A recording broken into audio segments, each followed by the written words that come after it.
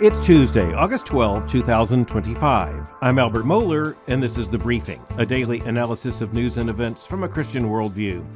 Some really big issues we need to look at today. Here's the first headline. Medication abortions drove up number of U.S. procedures after Roe's repeal, study shows. Okay, this is The Guardian. Liberal newspaper coming from Great Britain, often has some very interesting coverage of American issues, and in this case, it's big news, particularly for Christians listening to this kind of headline, knowing what's behind it.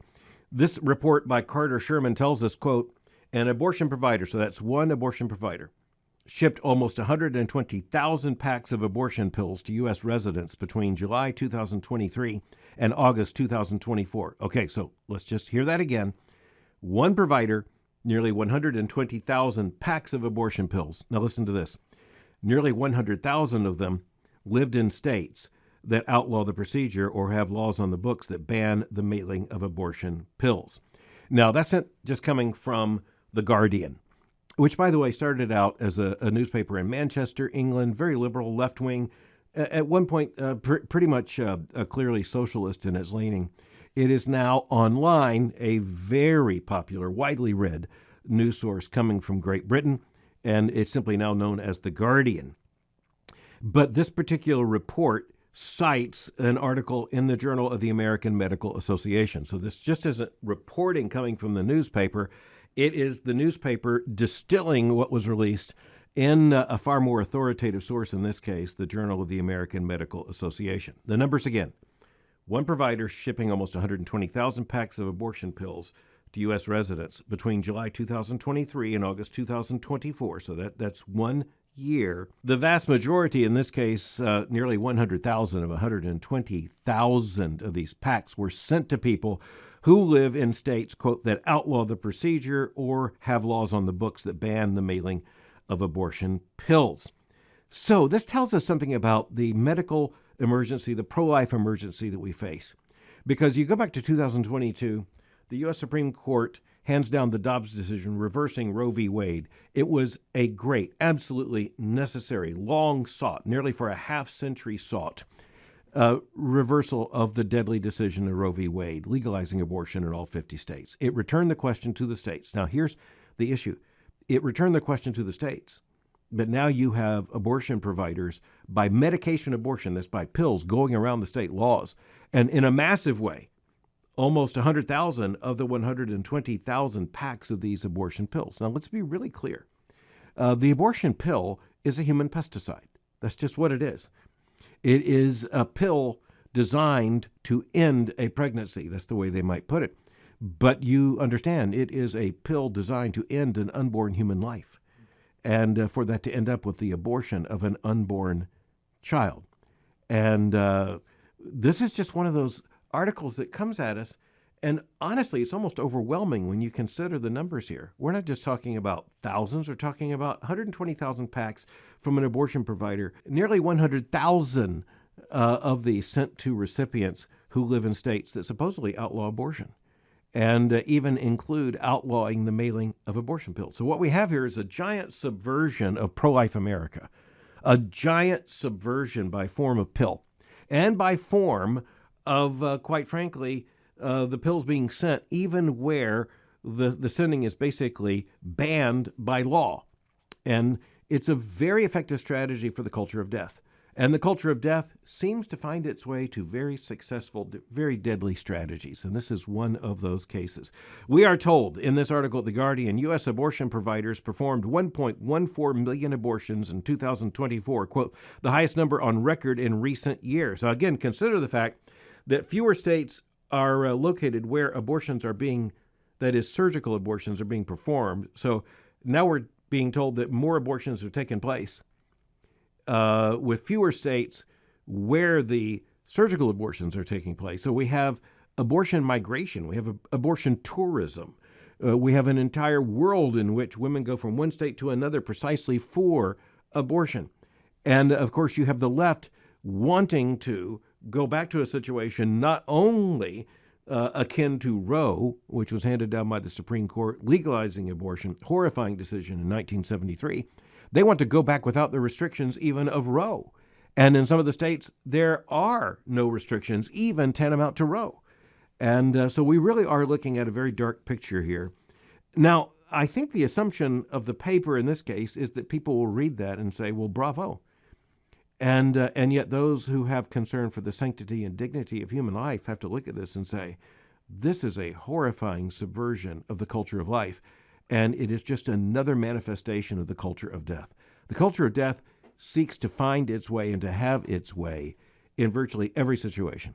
And it celebrates every refutation, every resistance to a pro-life logic, even pro-life laws. And that's exactly what you see here. The last line in the Guardian's article is that, quote, experts widely predict that the dispute, that's the dispute about the abortion pill being sent to states where it is illegal, that the dispute, quote, which tests the relationships between states that ban abortion and those that protect it will eventually reach the U.S. Supreme Court. I think that is profoundly right. This is eventually an issue that will get all the way to the U.S. Supreme Court. The Supreme Court's going to have to decide it. But I want to warn pro-life Americans that what is not likely out of that case is a nationwide ban on abortion. For that, we're going to have to continue to work in legislation, and we're going to have to work state by state, and yes, we're going to have to work at the federal level. And the political prospects of a federal ban on abortion, tantamount to what you have in pro-life states, that is politically right now almost inconceivable. It's our job to make it conceivable and then to press on so that it is actual. Nothing short of that is going to change these headlines much. Okay, now I want to shift to the issue of marriage. Pew Research, very credible research organization. It's been around now for a generation, done just incredibly important work. They often contextualize it in ways that are meant to gain headlines. That's certainly the case with the report that was just released. Here's the headline from Pew. So this is not a media headline. This is Pew Research Center's own headline. Quote, majorities of LGBTQ and non-LGBTQ U.S. adults under 50 want to get married someday. All right, so we try to look at things in several levels. One is the level of how does this kind of thing become plausible, the level of plausibility. And so it tells us something that at this point in 2025, a research center can use the phrase LGBTQ, and everyone knows what that means. And they can go on in a headline to mention the fact that majorities of LGBTQ and non-LGBTQ U.S. adults under 50 want to get married someday. And so that insinuates that same-sex marriage is a thing, which of course it is, in terms of action by the United States Supreme Court. Let me remind Christians, we don't believe that a man and a man actually can be married. We don't believe that a man and a man actually are married in terms of the creation institution. We do believe that you have laws in rebellion to creation order, and that's what we're talking about here. So I'm not arguing that under the circumstances of prevailing law in the United States, I'm not arguing that a man can't be legally wed to a man or a woman legally wed to a woman in the United States at present. I'm simply saying that doesn't change the creation order institution of marriage. It does change the legal definition. But second issue here is normalization. How does a moral revolution, a revolution in morality, become normalized? It's by even presenting headlines like this in which you just have different kinds of couples. You have, or different kinds of adults, as indicated here. You've got LGBTQ adults, you've got non-LGBTQ adults, and it's just normalized to make that kind of reference. All right, so how does the report come to us? Quote, 10 years after the Supreme Court legalized same-sex marriage, 59% of LGBTQ U.S. adults under 50 who have never married say they want to get married someday. A similar share of non-LGBTQ adults in this age range say the same, 63%. So we're being told here the majority of those adults who are LGBTQ identified under age 50 say they want to get married someday. Now, I guess one of the first things I would note is that it seems odd to go as high as 50 for this kind of research. But I'm going to suggest that one of the reasons why the Pew Research Center might say they did so in this case is because same-sex marriage has been legally available in the United States nationwide only since 2015. So that might be the rationale that they're using. But I do think it's very, very interesting that they present it this way.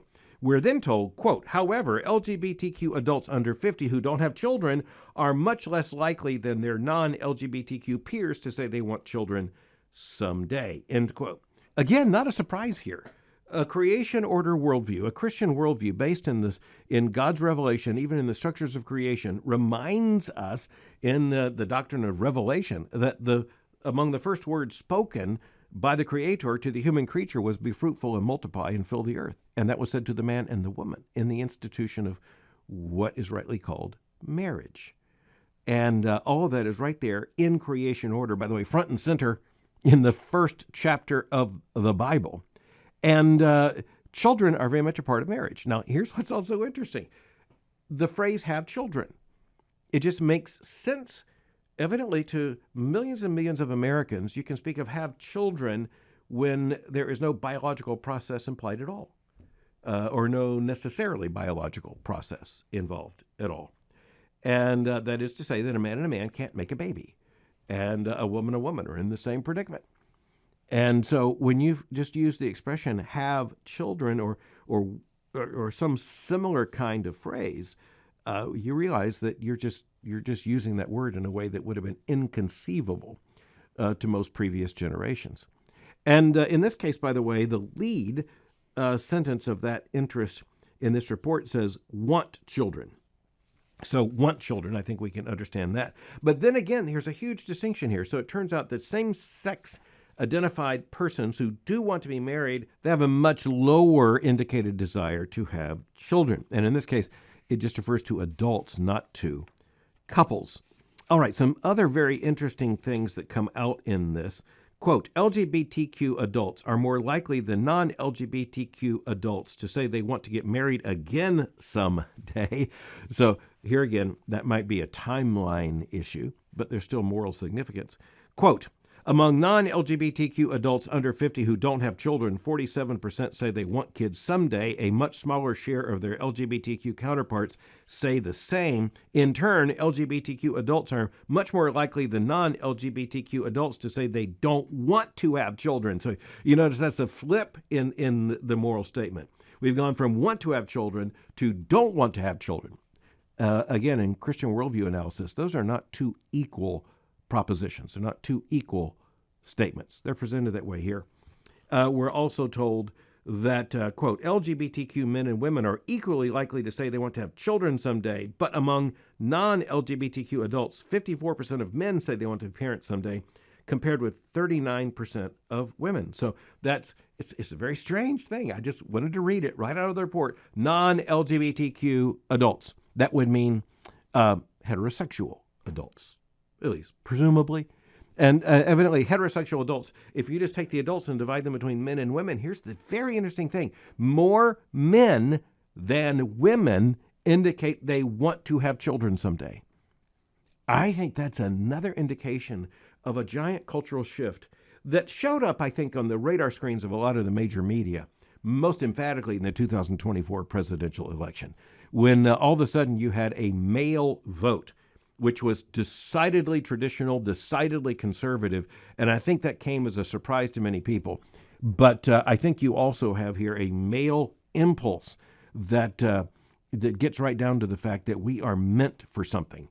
And the surprising thing here is not the high male number. The shocking thing is the low female number, because at least as a constant in human history, it has been more demonstrable that women have wanted to be mothers than men have wanted to be fathers.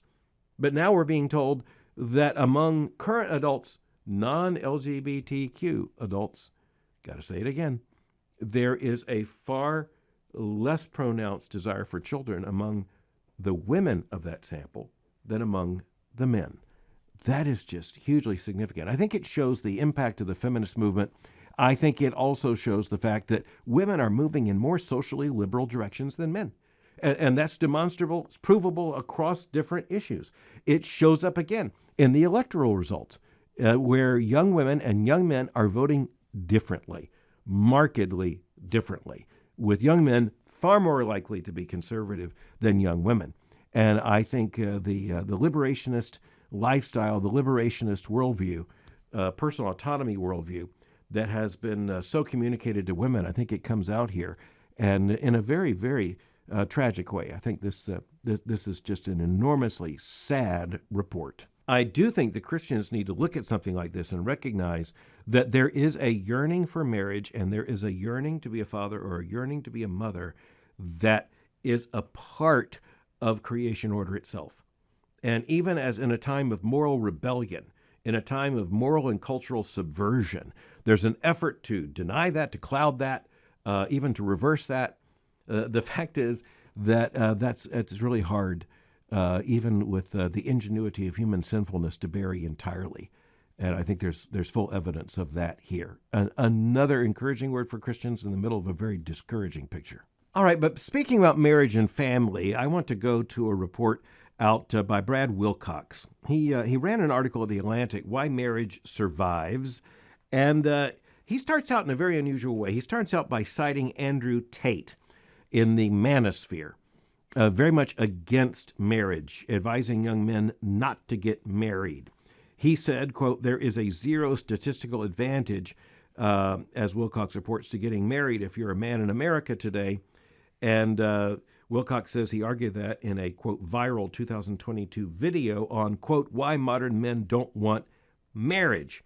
Wilcox summarizes, women, he believes, are worthless anchors. They want you monogamous so that your testosterone level drops.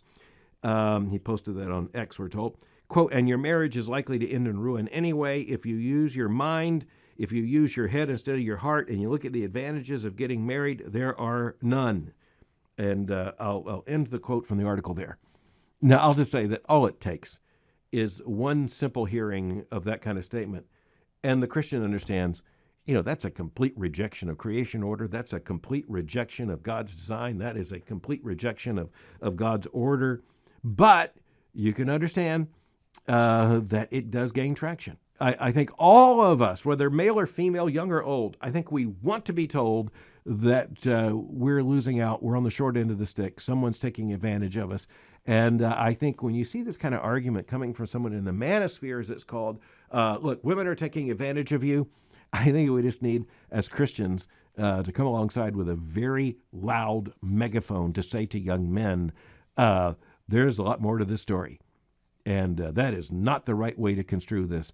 That is a fundamentally godless way of understanding your role in life, your being, your personhood, your manhood, and God's design for your life and his design for marriage. And I go back to the fact that, thanks be to God, the vast majority of young persons at least still want to get married. And young men want to be married. And young men not only want to be married, they want to be fathers, and increasingly so. But the point made by Brad Wilcox in this article, Why Marriage Survives, is that marriage is pretty tenacious. And even as there are many statistics indicating a retreat from marriage, a subversion of marriage, and all this, and all those things are real, and he does acknowledge that, the fact is that some of the trend lines should be encouraging to us. He talks about one of the major trend lines in the 20th century, something he refers to as the Great Family Revolution of the late 20th century. It brought about divorce and single parenthood in a surge. But he goes on to say, right now, however, quote, rather quietly, the post-60s family revolution appears to have ended. Divorce is down and the share of children in two-parent families is up. Marriage as a social institution is showing new strength, even among groups that drifted away from the institution in the 20th century, including black and working-class Americans. And contrary to criticisms on the left and right, that's good news, and clearly so. And it's really interesting that Wilcox cites family historian, and he says rightly progressive family historian, I can verify that's true, Stephanie Kuntz, said in an address to the National Council on Family Relations in 2013, quote, if the ongoing revolution in family and gender arrangements is largely irreversible, then we have to recognize divorced families, single-parent families, and married couple families are all here to stay, end quote. Well, clearly she had an agenda in saying that. And you notice a big if. The big if is, if indeed the ongoing revolution in family and gender arrangements is largely irreversible. Now, I want to tell you, I think Stephanie Kuntz firmly believed then and believes now that is so. And I see no evidence to the contrary. And I will say that conservatives fear that it's so. I think conservatives, Christians, we're concerned that it's so. We're concerned that some of these trend lines are, at least long-term, irreversible. And Brad Wilcox here is not arguing a convincing case that over time there's a giant reversal going on. But it is really important, as he underlines here, that there is an uptick on marriage. There's an uptick on two-parent families raising children and staying married. There's an uptick on some of the things that we would want to see happen. A decline in the divorce rate. He points out that has been accelerating. Since the early 1980s, he writes, the divorce rate has now fallen by almost 40%. Quote, and about half of that decline has happened in just the past 15 years. Again, end quote. That's enormous. In the last 15 years, so that's not just like a 6-month reporting period. Over the past 15 years, a considerable percentage of Americans have clearly decided not to divorce and rather to stay married. Now, I do want to put in a little footnote here. Sometimes with these statistics, you've got to watch. In this case, he talks about divorce rate. That's important because sometimes the aggregate number can go down, in which case you're not sure what the percentage is that remains. But this is a very strong report. He also points out there's health in the number of new marriages. He concludes one paragraph by writing, stable marriage is a norm again, and the way that most people rear the rising generation. Okay, that's just really, really important. And I think Christians should celebrate this. And it does point to something that is very important and very encouraging to us, and that is the absolute persistence of creation order in shining through. And so that creation order, in terms of God's institution of marriage and the creation of the family and the mandate, be fruitful and multiply and fill the earth, all of this is more a part of human moral awareness than human beings who deny even the existence of God could possibly understand. Where does this come from? Is this just some kind of social programming? Where does this come from? Is this just some kind of evolutionary principle in the replication of genes? I think we know there's far more to this. And I think most Americans, whether they want to recognize it or not, or whether they can explain it or not, knows that there's far more to this. Brad Wilcox refers to marriage's comeback as good news for society, points out, for instance, why children raised in two-parent homes are much more likely to graduate from college than those raised in other families, less likely to be incarcerated. Kids who don't live with both of their married parents are far more likely to be depressed than those raised in intact families. He cites economist Melissa Carney, who said, quote, the evidence is clear, even if the punchline is uncomfortable. Children are more likely to thrive behaviorally and academically and ultimately in the labor market and adult life if they grow up with the advantages of a two-parent home. He does warn that some of these trend lines are not necessarily permanent. Some of these rather hopeful trend lines can be reversed. But this is good news, and we need to recognize that it's also being published in The Atlantic. It's a very important affirmation of creation order showing up in what might be an unexpected place. And I think that's something we need to recognize and something we need to celebrate. I want to point to another piece by Brad Wilcox that ran also at The Atlantic last year about the awfulness of elite hypocrisy on marriage. And with just a little bit of time remaining, I just want to point out that he is underlining in this article and in his research the fact that you have an awful lot of progressives, of liberals in the United States who argue on absolute moral relativism when it comes to the family, arrangements, having children inside or outside of marriage, family structure, marital status, and all this. They want to argue basically just personal autonomy. That's all that matters. It's wrong to make value judgments. But as Brad Wilcox points out, there's hypocrisy in the fact that the higher you get in the elite status, frankly, the more conventional the family arrangements become.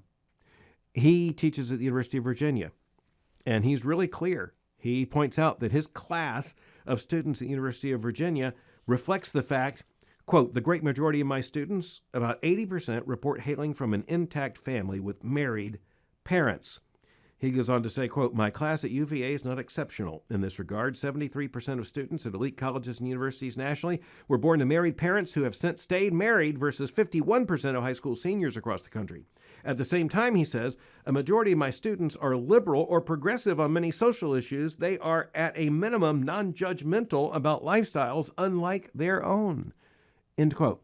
And this isn't just remarkable for liberal hypocrisy. It's remarkable for very bad arguments gaining traction because people believe what they're supposed to believe is absolute non-judgmentalism.